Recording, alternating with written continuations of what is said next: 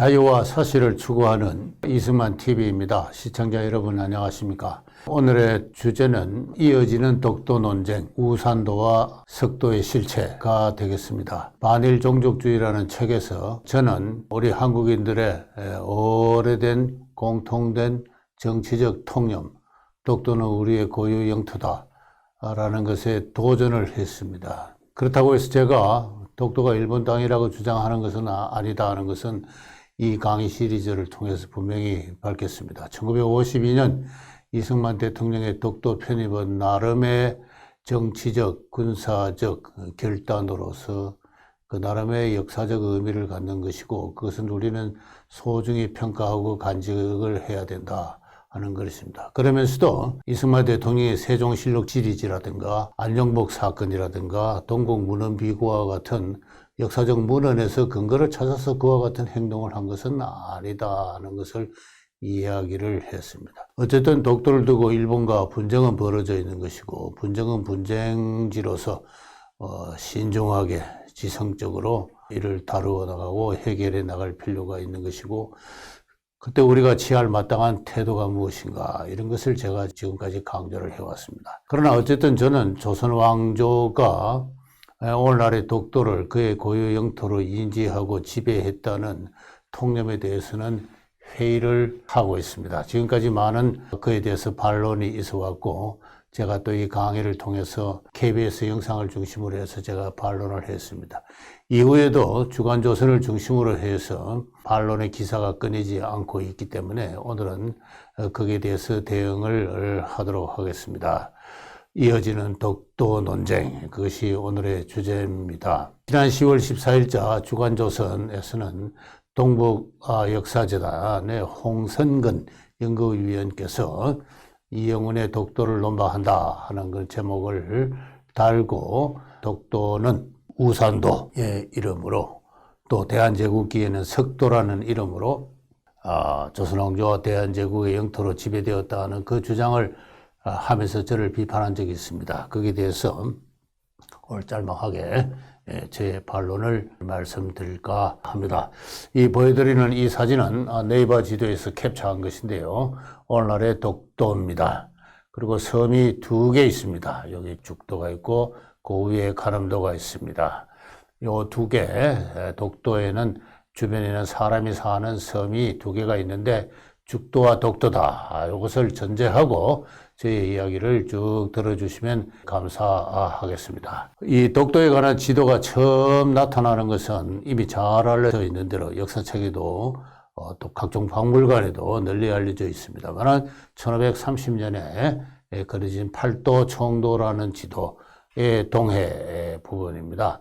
이 울릉도와 울릉도 서쪽에, 그러니까 울릉도와 내륙 중간에 우산도가 울릉도보다 조금 작은 크기로 이렇게 그려져 있는데, 제가 반일 종족주의라는 책에서는 이것은 15세기 초에 조선 왕조가 전국의 모든 섬을 비우는 공도 정책을 시행한 이일에 생겨난 하나의 환상이다는 것을 이야기를 했습니다. 근데 이게 환상인 것이 밝혀지는 것이, 다시 말해서 울릉도와 내륙 사이에 섬이 없다는 게 밝혀지는 것이 다 잘 아시는 대로 1693년에서 6년 사이에 있었던 안녕복 사건입니다.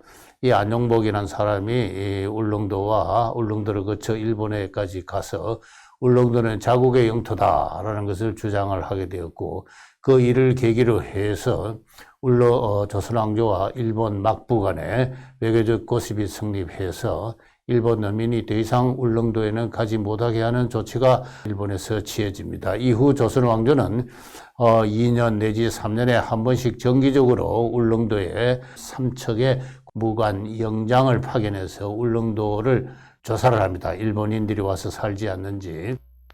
이러한 일이 반복됨에 따라서 이 우산도라는 것이, 울릉도와 내륙 사이에 우산도는 없다는 인식이 성립함에 따라서 우산도의 위치가 동쪽으로 옮겨간다는 이야기를 제가 지난번에 했습니다. 그런데 1694년에 안녕복 사건이 있고 난 뒤에 삼척 영장 장한상이라는 사람이 울릉도에 처음 찾아갔습니다. 조선왕조의 명을 받고 무려 한 280년 만에 처음으로 이렇게 울릉도에 가서 성인봉에 올랐습니다. 그래서 한 말을 두고 홍성근 동북아 연구재단 연구위원은 여기서 장한상은 독도를 바라본 최초의 한국 사람이다라는 것을 주장을 했습니다.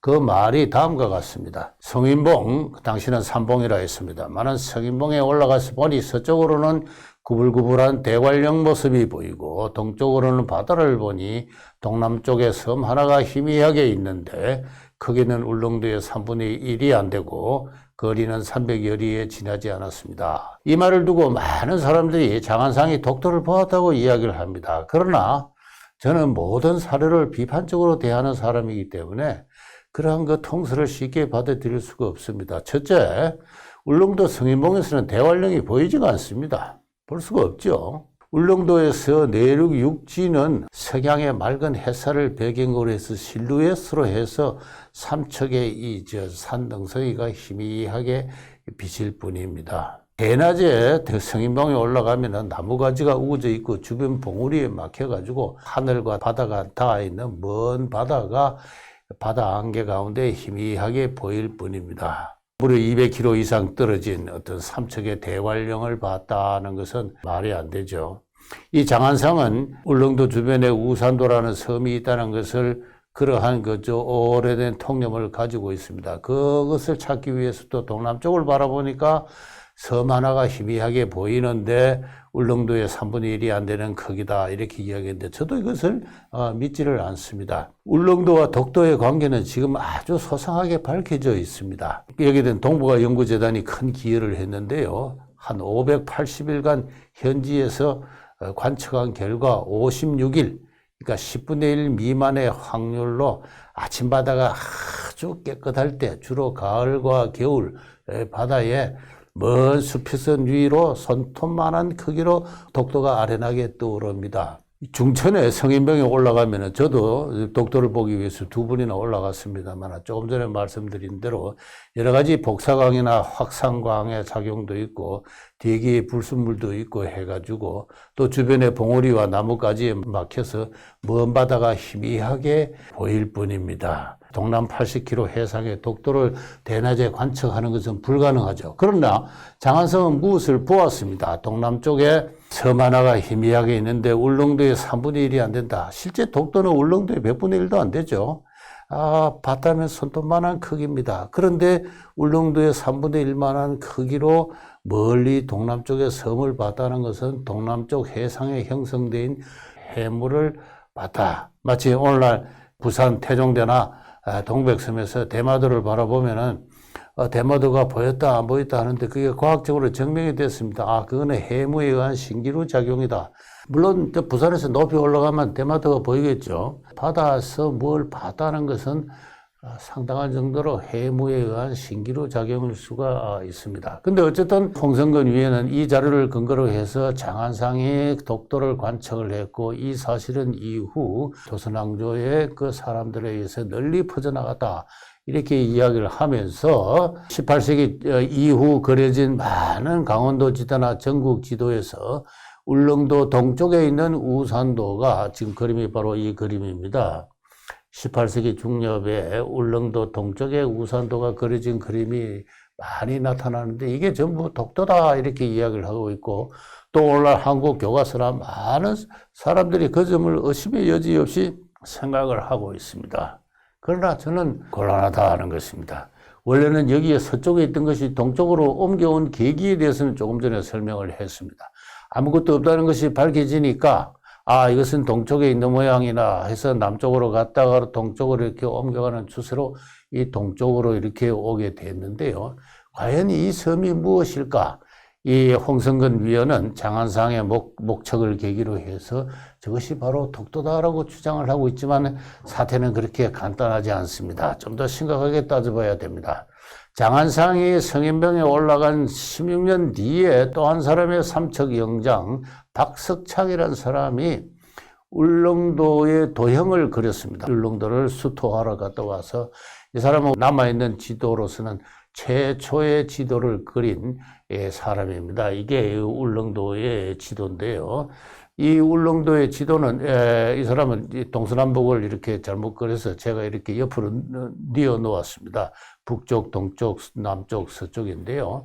이 장안상보다 16년 뒤에 울릉도에 간 울릉도 수터관 박석창은 여기에 있는 섬, 그러니까 주변에 바위가 있죠. 바위와 동렬에 있는 여기에 있는 섬을 가지고 여기는 지금 이렇게 때가 묻어서 잘 보이지 않습니다만은 소위우산도다 그렇게 하면서 바닷가에 긴 모래사장이 있는데 그게 대나무 숲이 무수히 자라고 있다. 죽전, 대나무, 대밭이 널리 형성되어 있는데 여기가 소위우산도다 하는 그런 그 표시를 했습니다. 이게 바로 조금 전에 제가 네이버 지도에서 보여드린 죽도에 해당하는 그 섬이 되는 것입니다. 이후 장안상 이후 울릉도에 정기적으로 파견된 삼척 영장들은 울릉도에서 한 1km 떨어진 곳에 있는 죽도를 보고 아하 이것이 우산도여구나 이렇게 해서 소위 우산도다 이렇게 그림을 그리는 전통이 생겨났습니다.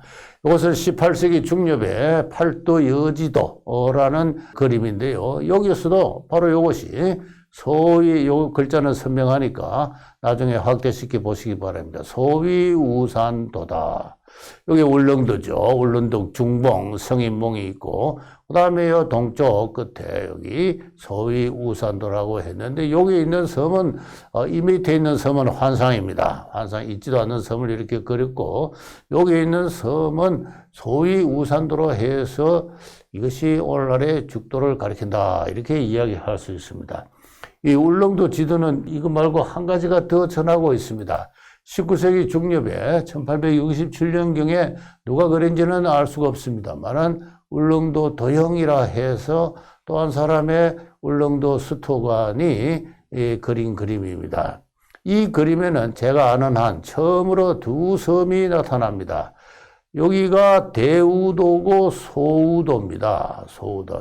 그러나 요 위치가 정확하게 이 대우도는 큰 우산도라는 뜻이고 소우도라는 것은 작은 우산도라는 뜻입니다. 소위 우산도라 했는데 실제로 가서 자세히 살펴보니까 섬이 하나 더 있더라. 그렇게 해서 섬을 두 개 그린 최초의 지도로서 이 지도를 그린 사람은 이걸 대우도와 소우도 이렇게 했습니다. 이렇게 실제로 1694년 이후에 울릉도를 정기적으로 수토한 가서 일본인이 살고 있지 않은지를 검사하고 조사한 울릉 삼척 영장들은 소위 우산도라는 것이 있는데 그것이 바로 죽도구나. 그리고 19세기가 되면 이게 바로 조금 전에 말씀드린 또 하나의 섬이구나. 이름이 없으니 소우도라 하자. 자, 이렇게 이제 인식이 발전해 나왔습니다. 따라서 홍성근 위원이 이야기하는 그런 식으로 울릉도 동쪽에 있다고 해서 무조건 오늘날의 독도를 가리키는 것은 아닙니다. 이 주변의 바위와 동렬에 그려진 그림을 가지고 이것을 가지고 독도라고 해서는 곤란하죠. 다시 한번 말씀드리면은 이 홍성근 위원은 지도를 그리는 종이가 부족해서 여백이 없어서 여 멀리 동남 87km 그리지 못하고 여기 붙여 그린 것 뿐인데 오늘도 지도를 이렇게 약식으로 그릴 수도 있다 이렇게 주장을 하고 있습니다만은 저는 이 주변에 다른 지형 지물이 없으면 모를까 이 다른 지형 지물과 같이 동렬에 그려져 있는 것을 두고 이 87km 독도라고 이야기하는 것에는 큰 무리가 있다는 것을 지적해 주고 싶고요. 이것이 1694년 이후에 조선 왕조의 관리들의 우산도 인식의 한 가지 경향이라면 다른 한 가지 경향은 우산도란 것은 없는 섬이다라는 인식이 확산되어 갔다는 것입니다. 이것은 일본의 이케우치라는 그 교수가 117장의 전국 지도와 강원 지도를 놓고 울릉도와 우산도가 어떻게 표현되어 있는 것인가를 이렇게 조사한 건데요. 이런 조사가 참 일본인에 의해서 이루어졌다는 것 자체가 저로서는 참 한국 연구자로서 좀 남사스러운 일이다 이렇게 생각을 합니다. 보다시피 17세기만 하더라도 다시 말해서 안용복 사건이 있기 전만 하더라도 우산도는 전부 울릉도의 서쪽에 이렇게 있습니다. 제가 초록색으로 한 것은 서쪽인데요. 간혹 북쪽에 있기도 하고 그렇게 했습니다. 그런데 무라는 것은 없다는 것입니다. 우산도를 그리지 않는 지도는 17세기 지도 가운데서 겨우 10%밖에 되지 않습니다. 지도가 전부 한 20개인데요. 20개 중에서 2개만 우산도를 그리지 않았는데 18세기가 되면은 한동안에는 여전히 서쪽으로 그린 지도가 많습니다. 우산도라는 게 울릉도와 내륙 사이에 있지는 않다는 그 인식이 확산되어 가는 속도는 매우 느렸다라고 이야기할 수 있습니다. 여전히 서쪽으로 많이 그리다가 18세기 후반이 되면은 이제 동쪽으로 이렇게 옮겨가는 그림이 나타나고요. 강원도 지도에서는 보다 일찍이 남쪽으로 이렇게 옮겨가는 어떤 그러한 거죠. 경향을 보입니다. 그런데 18세기만 하더라도 이 무가 전체의 한 14%밖에 되지 않습니다. 무 5개, 6개입니다. 전체 프로테이지를 따져보면 14%인데요. 그러나 19세기가 되면은 우산도가 전부 동쪽으로 옮겨가, 동이나 북동으로 옮겨가 있는 가운데 무가 많이 증가해 있습니다. 무가 전체의 3분의 1이 됩니다. 다시 말해서 18, 9세기를 되면서 우산도를 그리지 않는 전국 지도와 강원도 지도가 점점 많이 늘어나가고 있다는 것은 많은 사람들이 우산도라는 것은 따지고 보니까 없는 섬이야 라는 인식 또한 확산되어가는 추세다는 것입니다. 이것을 우리가 지도 분석을 통해서 여실히 확인할 수 있습니다. 그 좋은 사례가 19세기의 대지리학자가 누굽니까? 김종호 선생 아닙니까? 고산 김종호 선생은 1834년에 청구도라는 지도를 그렸어요. 그리고 1861년에 그 유명한 대동여지도를 그립니다. 청구도를 그릴 때만 하더라도 이 고산 김정호 선생에게는 울릉도 옆에 우산도가 있다는, 그리고 우산도에 관한 이 삼국사기의 기록을 이렇게 옮겨놓기도 하고요. 세종실록지의 지리지를 또 기록을 옮겨놓기도 합니다. 그래서 전통적인 인식을 받아들여서 울릉도 동쪽에 우산도가 있다. 그리고 여기에 여러 섬이란 것은 아까 18세기 중엽에 나오는 어떤 울릉도 도용에서 나오는 환상이라고 했죠. 그 전통을 그대로 받아들이다가 대동여지도를 완성할 때는 여기 섬이 없습니다. 우산도라는 없는 거구나. 역사책을 들여다보니까 우산도라는 것은 환상이구나. 이걸 알게 되는 겁니다. 혹자는 이 대동여지도에 여기에 섬이 하나 없는 걸 두고 김정호 선생이 아주 실수를 했다. 왜 독도를 안 그리느냐. 그렇게 이야기를 하지만은 그게 아니고 실제로는 우산도를 그리지 않았던 것이고 독도는 처음부터 관심 능력 밖이었다. 이렇게 이야기할 수 있습니다. 자, 이런 상태에서 1882년에 조선왕조가 다시 울릉도에 사람을 보내면서 조선왕조 울릉도를 다시 개척을 하기 시작합니다. 그때 고종이 울릉도 검찰사 이규원에게 지시를 하고 이규원이 거기에 대해 대답을 하고 하는 것이 고종실록에 전하는데 가만히 읽어보면은 엄청난 혼란 상태에 있다 하는 것을 알 수 있습니다. 임금이 울릉도 검찰사 이규원을 접견하고 명하였다. 송도, 죽도, 우산도가 울릉도 근방에 있는데 요 송도란 것은 일본에서 건너온 이름입니다. 안용복 사건 이후에 일본 사람들이 오늘날의 독도를 송도라고 부르는데 안용복은 그것을 가지고 자산도라고 그랬습니다. 자산도야 이렇게 이야기를 했습니다. 이 사건을 계기로 해서 울릉도와 일본 사이에 자산도가 있는데 일본 사람들은 그것을 송도라고 한다 하는 이런 인식이 또 들어와 있는 겁니다.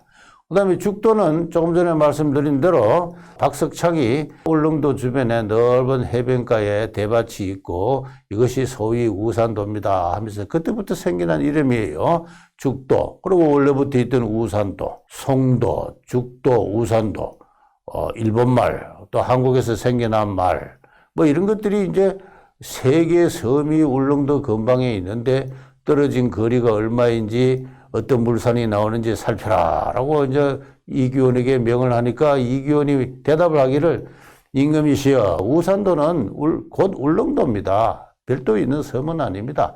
우산은 옛날 국도의 이름입니다. 이규원은 삼국사기를 읽었어요.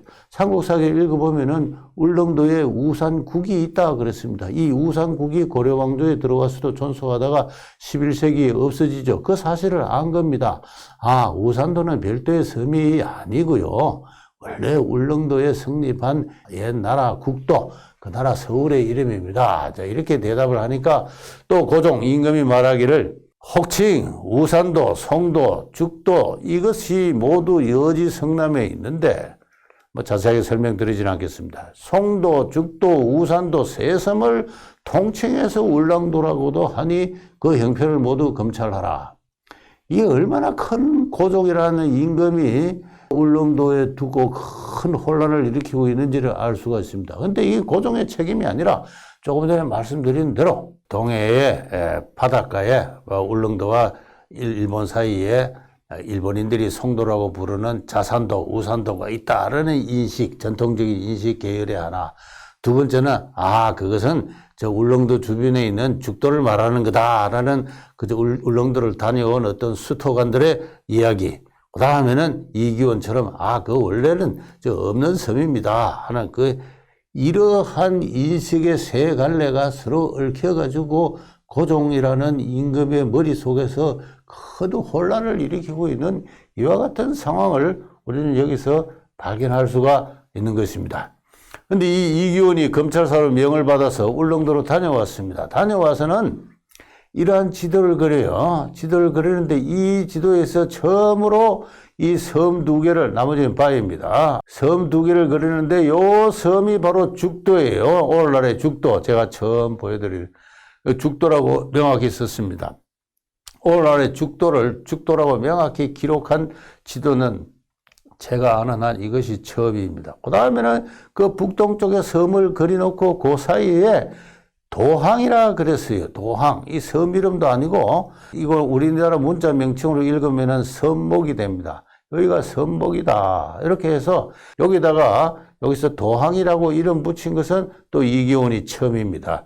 하여튼 이기원이 울릉도 외도라는 지도를 이렇게 그려 받침으로써 이 사람은 우산도는 없습니다. 그렇게 자기 입장을 원래 처음부터 이렇게 관철시키죠. 높은 데 올라가서 천리경을 가지고 사방을 둘러봤는데도 어떤 섬이 보이지 않습니다. 이 섬 외에는 그렇게 이야기를 했죠. 아까 말씀드린 대로 사전 정보가 없이 대낮에 높은 데 올라가서 독도를 볼 수 있는 것은 아닙니다. 아침 한 7시부터 9시 사이에 맑은 햇살에 저 동쪽 수평선상에 손톱만큼 아련히 떠오르는 것이 독도인데 사람도 살지도 않는 섬에 간 사람들이 알 수가 없는 일이죠. 그것은 세월이 지나면서 쌓이는 어떤 생활상의 정보다라고 이야기를 할 수가 있습니다. 그런데 1899년에 대한제국의 학부가 그린 대한전도가 있습니다. 이 대한전도에서는 이 대한제국이 그린 마지막 자기 영토의 지도인데요. 울릉도와 우산도가 이렇게 다시 있습니다. 우산도는 오늘날의 죽도를 가리키는 요 섬으로서 조선왕조의 마지막 인식을 대변하고 있습니다. 이기원은 없다고 했지만은 그러나 오래된 어떤 선입관념, 통념은 그대로 살아 있어서 1899년 이 단계에서는 오늘날의 죽도, 이 밑에는 없는 섬인데 이렇게 그려져 있습니다. 죽도를 마지막 종착지로 했다. 우산은 그렇게 이야기를 할 수가 있습니다. 이렇게 조선왕조와 대한제국은 우산에 섬 하나를 두고 오랫동안 여러 갈래의 혼란을 겪지 못했고 그 어떤 것도 동남 해상 87km에 있는 독도의 그 명확한 인지 상태에 이르지는 못했다. 어떤 사람은 여기 지도에 여백이 없어가지고 못 겨뤘다. 그렇게 이야기합니다. 그렇지 않죠. 여백이 없으면은 여기다가 이렇게 네모를 한다다가 해서 그릴 수가 있는 것이죠. 다른 나라에도 다 그런 지도가 있습니다. 인지 상태가 그렇게 독도에 대한 객관적인 인지 상태가 현지 주민이 울릉도에 들어가서 산 지가 이제 한 17년 정도 됩니다.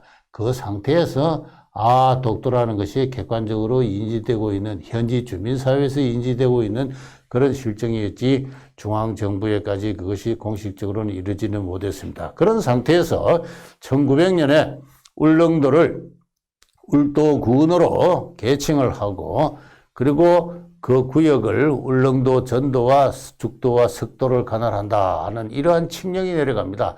울릉도의 인구가 1000명이 넘게 되고 1400명이나 되고 그중에 400명은 일본인입니다. 일본인들은 주로 이 업 그리고 독도의 강취잡이를 위해서 이 울릉도에 와서 살고 있는 사람들이고요.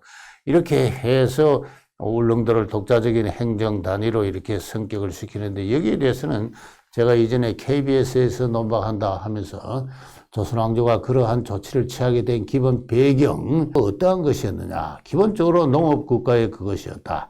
보리와 밀과 감자가 얼마나 생산되는가에 대한 관심이 있었지 어업에 대한 관심은 없었다는 것입니다. 그리고 어업에 대한 관심이 없어진데 독도 광치잡이에 대한 관심이나 그 광치잡이를 벌이고 있는 일본인들에 대한 어떤 그 세금의 징수 이런 것은 울도 군수의 주요 행정 사항이 아니었고 독도에 대한 어떤 그 정기적인 순실을 포함한 일본과의 경계선상에 놓여 있으니까 뭔가 영토의식을 갖고 정기적인 순실을 하는 이와 같은 지배 체제도 성립시켜져 있지 않았다 하는 이런 이야기들을 제가 지난번에 쭉 했습니다. 그것은 논외로 하고요. 여기서 죽도와 석도를 관할한다 했는데 이것이 이제 또 하나의 우산도에 이어서 울릉도를 논할 때 논쟁거리가 됩니다. 아마 제가 유일하게 통설을 지금 반대하고 나서는 사람인지 모르겠습니다만 석도는 독도라는 그 통설의 논리는 이런 겁니다. 석도라는 것은 이 문자 명칭인데 소리 명칭으로 향명으로 읽으면 돌섬이다.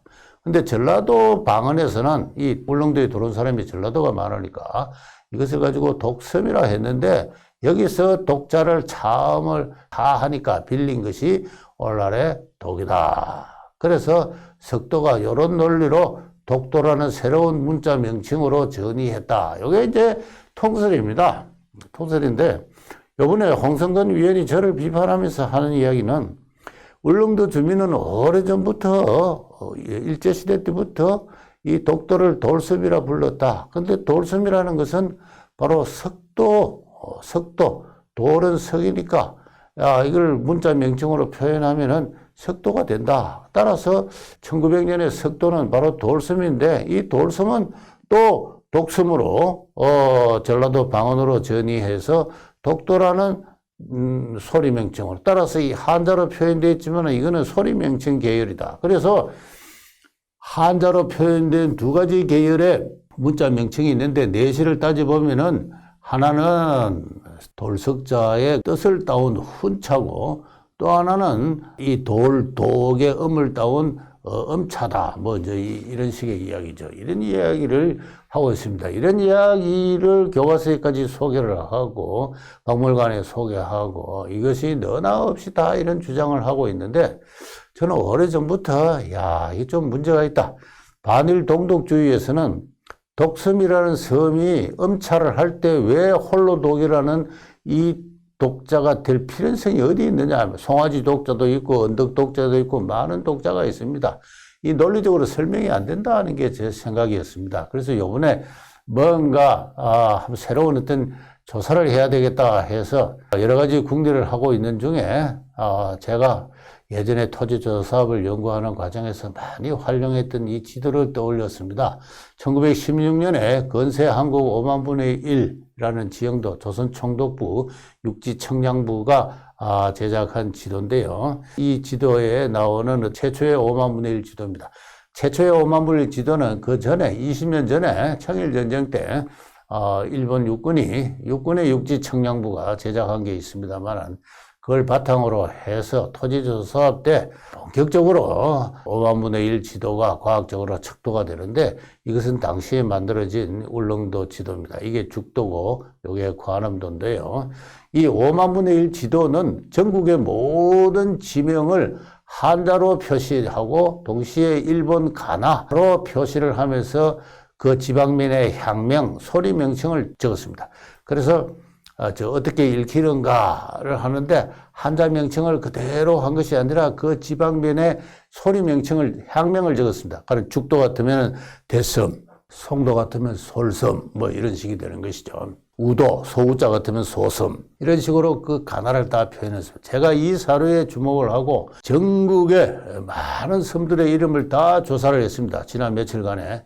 그렇게 하니까 1910년도 지형도상에 이 석도가 전부 8개가 나옵니다. 전라도에 3개가 있는데요. 이 전라도 3개의 소리 명칭은 가나로 적힌 소리 명칭이 돌섬이 2개고 그 다음에 도만 소리해서 석섬 이렇게 해서 이것이 한 개입니다.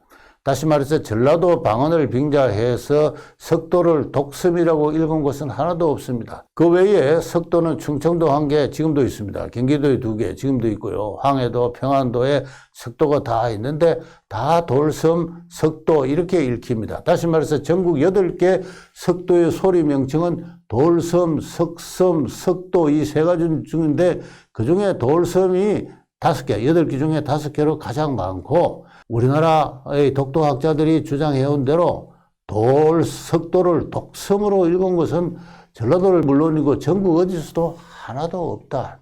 석도의 소리 명칭이 독섬이라는 것은 완전히 후대에 만들어진 하나의 환상의 주장입니다. 이 1916년 자료니까요. 1개도 아니고 8개 가운데서 독섬으로 읽는 곳은 하나도 없습니다. 그 다음에 독도가 있습니다. 독도가 2개가 있어요. 전라도 공원군 금산면에 독도가 있는데 이건 지금도 있습니다. 근데 이 독도는 그냥 그대로 독도라고 했어요. 이걸 독도로. 요 사이는 독섬이라 그런지 모릅니다만 요 사이는 100년 뒤의 일입니다. 1916년에 소리 명칭은 독도였어요. 문자 그대로 음을 읽어주었습니다. 그 다음에는 또 하나의 섬이 있는데 전라도 해남군 산이면에 독도가 있습니다. 지금은 이것이 다 육화했습니다. 이 간척 사업으로 내륙화했습니다만 이 독도는 이게 바로 독섬입니다. 독섬인데 여기 한자로 쓰면 홀로 독자. 근데 아주 재미있는 것은 전라도 해남군의 독도가 바로 여기 있는데요. 여기 독도라고 보이시죠? 여기 해남군의 산이면 이게 지금 다 육지화 해버렸습니다. 이게 다 육지화 해버렸는데 따라서 이 섬은 없어졌는데 이 독도를 가지고 독섬이라 했는데 해남군 독도 동북 4km 지점에 석도가 있습니다. 해남군 고니종면의 석도입니다. 이것도 지금 아마 육화를 했는지 이건 잘 모르겠습니다만 한번 답사를 해볼 필요가 있는데 요 4km 떨어진 동일 지도상 해상에서 독도가 있고 석도가 있습니다. 근데 요 석도는 돌섬이에요. 돌섬. 요 독도는 독섬이고 따라서 돌섬과 독섬은 다르다. 같은 지도상에 독도와 석도가 이렇게 나타난다는 것은 그 뜻이 서로 다릅니다. 석도란 것은 돌로 이루어진 섬이란 뜻이고 독도란 것은 홀로 있는 섬이란 뜻입니다. 그리고 문자 명칭도 다르고 뜻도 다르니까 소리 명칭도 달라서 이것이 돌섬이고 이거는 독섬입니다. 이렇게 1916년에 그 향명, 지명의 소리 명칭을 알려주는 방대한 자료에서 기존의 통설은 입증되지 않습니다. 오히려 석도와 독도는 그 뜻이 처음부터 구분되는 문자 명칭이자 소리 명칭이다. 우리나라만큼 오래된 한자 문명권이 어디 있습니까? 이 한자 문명권에서 석도와 독도의 의미와 뜻을 소리를 구분 못했다는 것은 말이 안 되죠. 더 이상 석도가 돌섬이고 돌섬이 독섬이 되고 독섬을 차음을 하니까 독도다. 이러한 저 논리는 좀 지금부터는 좀 자제할 필요가 있다고 저는 생각합니다. 독도가 처음 생겨나는 것은 1904년경입니다. 알려진 자료 하에서 9월 25일 일본 해군함 니다카라는 해군함이 독도 근방을 통과하면서 그 행동 일지에 항해 일지에다 적기를 저 리앙코르트 바위를 실제로 본 일본으로부터 청취한 정보다 하면서 한국인은 이를 독도라고 쓴다라고 했습니다. 쓴다. 독도라고 쓴다. 이거 가장 확실한 기록이죠. 뒤에 2년 뒤에 잘 알려진 대로 1905년 일본이 독도를 자국용으로 편입한 뒤 이를 인지한 울도군수 심영택이 1906년 4월 달에 강원도 관찰사에서 올린 보고문 가운데 본군 소속의 독도가 일본령에 편입되었다고 합니다. 이렇게 보고문이 나와요. 그러니까 일본 기록에는 1904년 9월에 한국 기록에는 1906년 4월에 처음으로 독도라는 명칭이 나타납니다. 독도에 사람이 들어가시 살은 지 20년이 넘으면서부터 독도 주민사회에서 자연 발생적으로 오늘날의 독도를 홀로독 그리고 섬도자로 쓰고 부르기 시작한 것은 대개 이연저리의 일이다라고 하겠습니다. 이후 울릉도 사람들이 홍성근 위원의 주장대로 독도를 독섬이라고 부르는 것은 이 말이 독도라는 이 두 한자 명칭이 성립해 있기 때문에 그걸 가지고 독섬이라 이렇게 불렀던 것입니다. 앞서 조금 전에 소개해드린 여러 가지 증거상 그 점을 움직일 수는 없다고 생각합니다. 마지막으로 그러면 1900년 칙령에 나오는 석도란 것은 뭐냐? 저는 석도를 관음도라고 생각을 합니다. 울릉도 주변에 죽도와 석도가 있는데 전통적으로 울릉도 주변에 두 개 섬이 있다는 것은 앞서 말씀드린 여러 수토관이라든가 검찰사의 기록에 나오는 이야기입니다. 그런데 1881년에 이 이규원이라는 수토관은 죽도와 도항이라 그랬죠. 이 도항이라는 것은 소리 명칭이 선목입니다. 근데 1916년 지도에 보면은 도항이 나와요. 관음도와 육지, 울릉도 사이에 나루를 가지고 도항치라 그랬습니다. 도항나루. 오늘날 이게 네이버 지도에 보면은 관음도와 이 울릉도 사이에 삼목 터널이 있는 걸 볼 수가 있습니다. 아, 선목. 그러니까 선목이라는 것은 이 나루 이름입니다. 섬 이름은 아니었던 것이죠. 다시 말해서 1900년까지도 사람이 살지 않는 가운데 섬의 이름이 없었다. 그런데 1900년에 대한제국의 관리가 이를 석도라고 이름을 붙였는데 현지 주민에서 자연 발생한 이름도 아니거니와 그것이 정착도 되기 전에 일본의 식민지가 되어가지고 1913년부터 일본이 지방행정 제도를 개편하면서 지명을 바꾸고 그렇게 합니다. 그리고 1915, 16년에는 전국을 청량할 육지청량부가 청량을 하면서부터 없는 섬의 이름을 관음도라고 붙여서 요사이는 뭐 깎기섬이라 한다든가요. 이렇게 됩니다만은 따라서 석도라는 것은 대한제국의 관리들이 1900년에 이름이 없는 섬의 임의로 이름을 붙였다가 그것이 정착하기도 전에 사라진 것이었다. 이렇게 이야기를 할 수가 있습니다. 저는 이번 강의를 통해서 우리가 알고 있는 우산도라는 것은 어디까지나 울릉도 동쪽에 있는 죽도를 가리키는 것으로 그 인식이 정착되어 오는 일방, 다른 한편 우산도란 것은 없는 섬이라는 인식도 확산되어 왔고 김정호 선생으로부터 그 점을 또 확인할 수 있다. 그리고 1900년에 있었던 칙령 41로 석도는 1900년대, 1910년대에 전국 5만 분의 1 지형도를 보서 전국적으로 관찰되는 석도 8개와 독도 2개의 지명을 비교하는 한, 이 두 개는 석도와 독도는 엄연히 서로 다른 것이고, 독도 명칭이 생겨나는 것은 1904년 이후고, 그리고 오늘날에 이 관음도 명칭이 생겨나는 것은 1910년이다. 이런 것은 기존에 지도를 다 모아놓고 보면은 우리가 논증할 수 있는 일이다. 자료를 갖다 놓고 보면은 논증을 할 수 있는 것입니다. 그런데 자료를 놓지 않고 또 실지 답사를 하지 않고 추론만 하니까 엉뚱한 이야기들이 계속해서 지금까지 하나의 통설로 굳어져 오는 것입니다. 그 점을 오늘 이 시간을 통해서 명확하게 지적했다고 생각을 합니다. 독도가 이승만 대통령의 독도 편입에 갖는 정치적, 군사적, 역사적 의의를 어떻게 재평가할 것인가 하는 이런 문제, 대단히 어렵고 중요한 학술적인 문제가 남아있는데 그것을 마지막으로 다음 언젠가 말씀드리는 것으로 독도 논쟁에 대한 제 입장은 여기서 종결을 할까 그렇게 생각하고 있습니다. 예, 감사합니다.